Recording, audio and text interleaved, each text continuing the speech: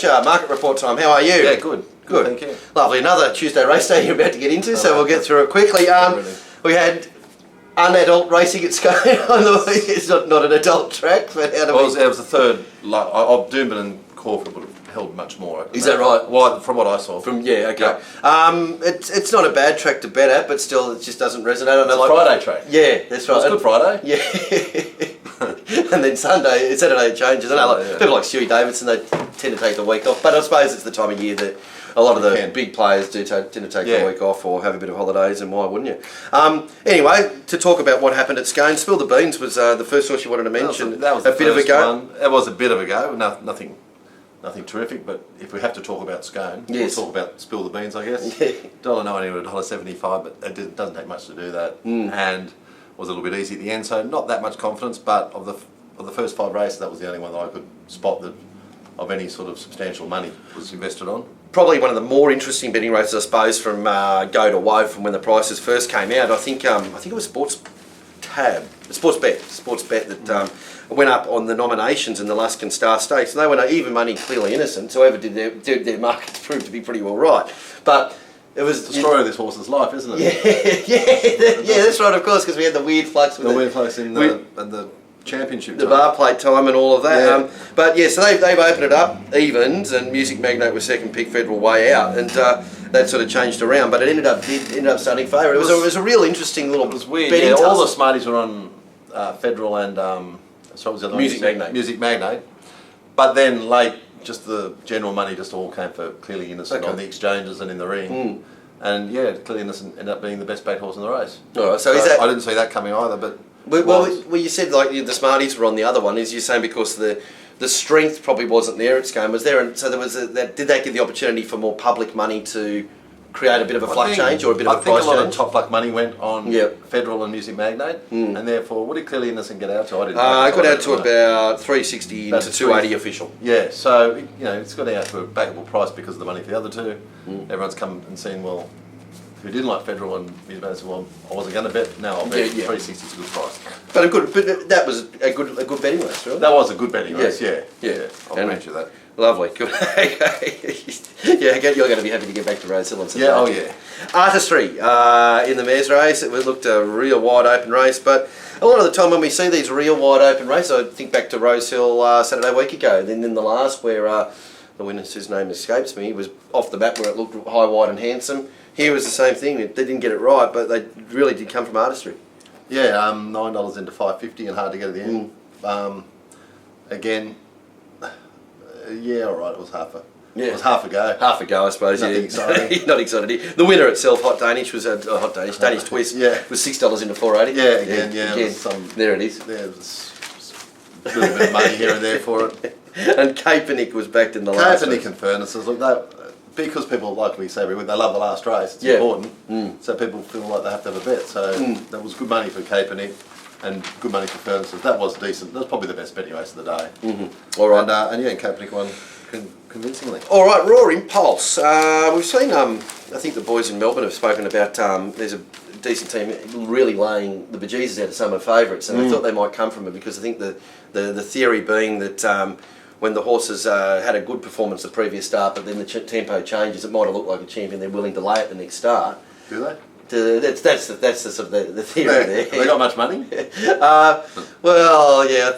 seem to be hitting that. They were hitting the mark, but did they lay this? Did they? No, they didn't. They thought they might because it looked like the change of circumstances, but the change of circumstances didn't come, and it was pretty well backed in the end. Raw Impulse. Well, first race of the day. You don't normally see big flux on shorties. People sort of feel their way. They think, well, they've got no winnings to play up or losses to chase. Yeah.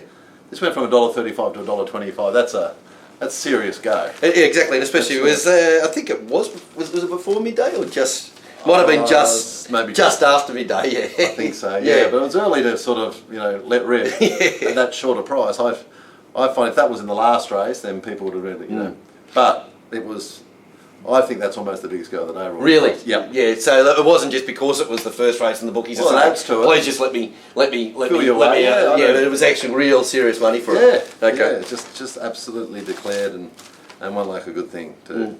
Lyuba in race 4, wasn't it? I think. Yeah. Also going to race 2. I think Yep. Blue Tycoon, similar sort of. Yep. Nowhere near like Raw Impulse, but maybe it was very fancy. 320 into 270. There was 350 early, so that was a good plunge as well. So the first 2 races, they were shooting very straight. Lyuba was a 4th race. It was 250 out of 270. So on paper it doesn't look like it was a big go, but the old story, the top flat money destroyed its price, and it was very heavily backed. I think that's one of the main things that people are probably learning from this, Steve, that just because it's from there to there doesn't mean that it's actually holding serious, not holding serious money. The money's hidden. Yeah.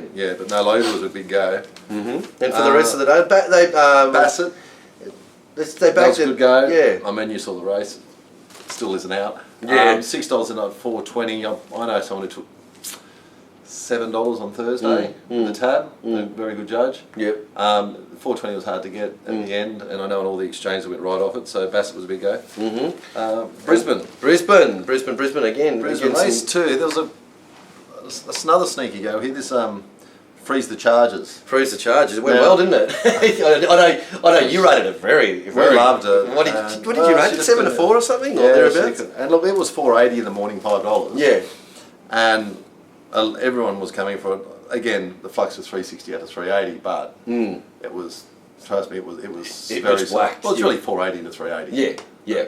That's not an official play. I tell you what, it wasn't reflective of the performance. No, it looked like it was going to get a soft lead in it. So it certainly did it at the 200 metres when it was going backwards. Yeah. Anyway, we can't get it right all the time, Stephen. No. Real Love, the winner of race 4.